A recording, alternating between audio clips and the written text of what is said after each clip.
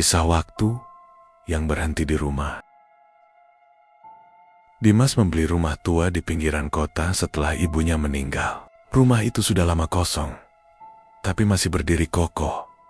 Dengan halaman luas dan pohon mangga di belakang, ia datang sendiri. Ingin menenangkan diri, jauh dari keramaian.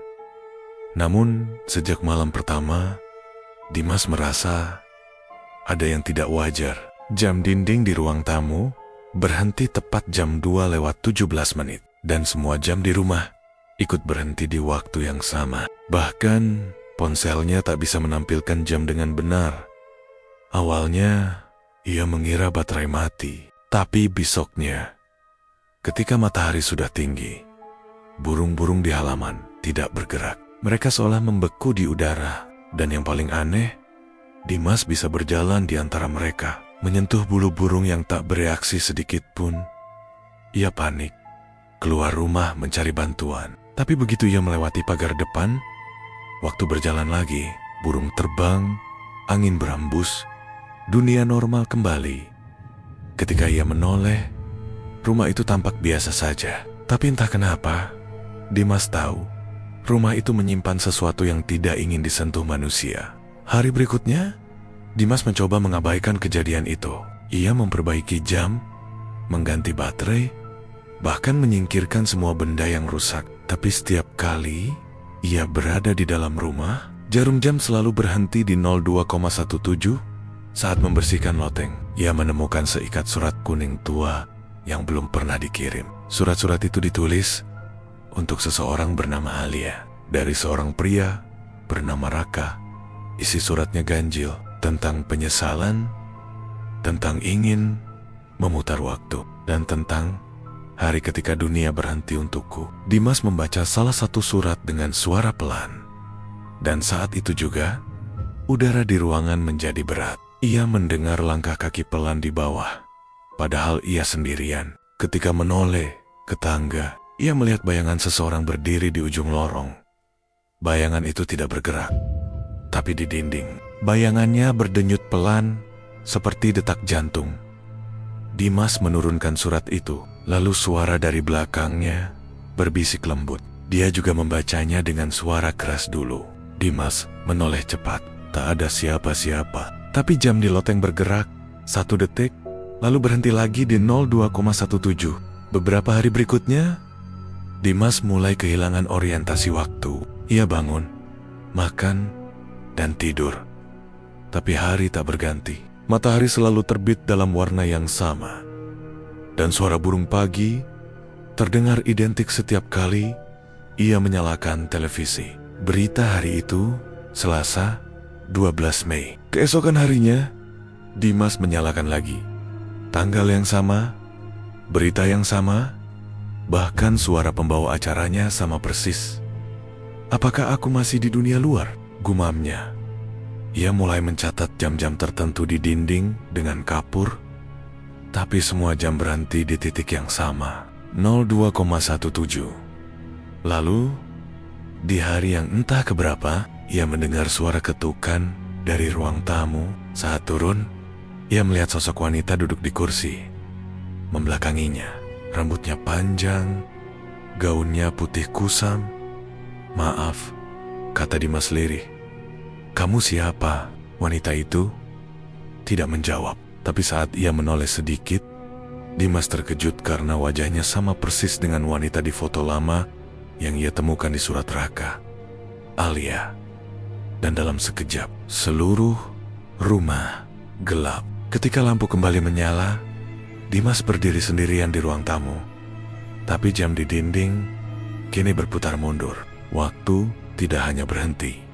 Sekarang ia berulang. Dimas menyadari setiap jam 2:17, semuanya kembali ke titik semula. Posisi benda, sisa kopi di meja, bahkan napasnya sendiri. Ia mencoba menulis pesan di dinding. "Jika aku membaca ini lagi, berarti aku terjebak." Namun setiap kali waktu kembali ke 02,17, tulisan itu menghilang. Di suatu malam, ia mendengar suara langkah kaki lain di atas. Dimas naik ke loteng dan menemukan meja dengan surat-surat lama. Surat yang sama yang sudah ia baca, tapi kini ada tambahan satu surat baru di atasnya. Tulisan tangan itu bukan milik Raka. Tulisan itu miliknya sendiri. Alia, maafkan aku tidak bisa memperbaiki waktu. Dimas terpaku. Ia tidak ingat menulis itu. Tiba-tiba suara jam berdetak cepat di seluruh rumah. Bukan berhenti, tapi berlari mundur. Semua benda di sekitar bergetar. Udara membeku. Dan di dinding, bayangan Alia muncul lagi. Tapi kali ini, dia tersenyum. Waktu tidak rusak. Dimas, katanya dengan suara lembut. Kamu yang tidak mau berhenti. Di hari dia pergi, Dimas menatapnya. Wajahnya pucat. Alia, tapi sebelum sempat melangkah, waktu berhenti total. Pukul 02,17. Semua beku, kecuali Dimas dan bayangan Alia yang kini mendekat perlahan. Udara dalam rumah semakin berat. Setiap langkah Dimas terasa seperti berjalan di dalam air. Dinding-dinding seolah memantulkan suara napasnya sendiri. Jam dinding terus berdetak cepat hingga akhirnya berhenti di 02,17. Seperti selalu. Tapi kali ini tidak ada yang bergerak lagi. Tidak ada burung. Tidak ada angin. Bahkan detak jantungnya sendiri terasa lambat. Alia berdiri di seberang ruangan. Matanya lembut, tapi wajahnya tampak sedih. Dimas, katanya pelan. Berapa lama kau sudah di sini? Dimas terdiam. Ia mencoba menjawab, tapi lidahnya keluh. Ia tidak tahu sudah berapa hari, berapa minggu. Hanya satu waktu yang selalu terulang. 02,17.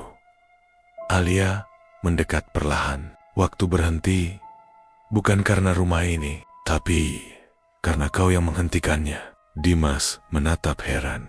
Apa maksudmu? Alia menatap ke meja di dekat jendela. Di sana ada bingkai foto yang belum pernah diperhatikannya. Ia mendekat, dan darahnya serasa berhenti mengalir ketika melihat foto itu. Dirinya tersenyum bersama Alia dan seorang anak kecil, tapi di pojok kanan bawah foto tertulis tanggal kecil 12 Mei tahun lalu. Tanggal yang sama yang terus berulang di televisi. Semua potongan mulai menyatu di kepalanya. Alia bukan orang asing. Ia adalah istrinya. Dan 12 Mei adalah hari kecelakaan itu. Hari mobil mereka menabrak pohon di depan rumah. Ketika ia kehilangan Alia dan anak mereka sekaligus, Dimas jatuh berlutut. Tubuhnya gemetar. Jadi, ini semua aku. Alia berlutut di hadapannya, menatap penuh iba. Kau tidak pernah keluar dari rumah itu. Dimas, kau tidak pernah keluar dari hari itu. Ia mengangkat tangannya dan menyentuh pipinya. Hangat, tapi terasa jauh. Tiba-tiba semua jam di rumah berdetak bersamaan. 02,17 berubah menjadi 02,18. 1 menit yang tak pernah datang, akhirnya datang. Rumah itu bergetar halus. Burung di halaman mulai bergerak. Angin berembus pelan. Tapi Dimas justru tersenyum samar. Ia memandang Alia dan tahu apa artinya detik itu. Jadi waktuku sudah habis. Ya, Alia mengangguk. Kau sudah menunggu cukup lama. Sekarang biarkan waktu berjalan lagi. Aibert memegang tangan Dimas. Dan ketika cahaya pagi mulai masuk dari jendela, tubuh mereka perlahan memudar. Seperti embun yang tersapu sinar matahari. Jam di ruang tamu berdetak pelan. 2.19, 2.20. Rumah itu kembali sunyi. Hanya angin yang berembus lembut melewati tirai jendela. Di meja, surat terakhir tetap terbuka. Tulisan tangan Dimas terbaca jelas. Jika waktu berhenti, berarti aku masih mencintaimu. Tapi jika waktu berjalan lagi, berarti aku sudah mengikhlaskanmu. Dan di luar rumah itu, dunia berputar kembali. Seperti biasa. Namun, setiap malam, Jam 2:17, jam di ruang tamu masih berhenti sejenak, seolah memberi penghormatan pada seseorang yang pernah menahan waktu demi cinta yang tak sempat diucapkan. Dan cerita pun tamat.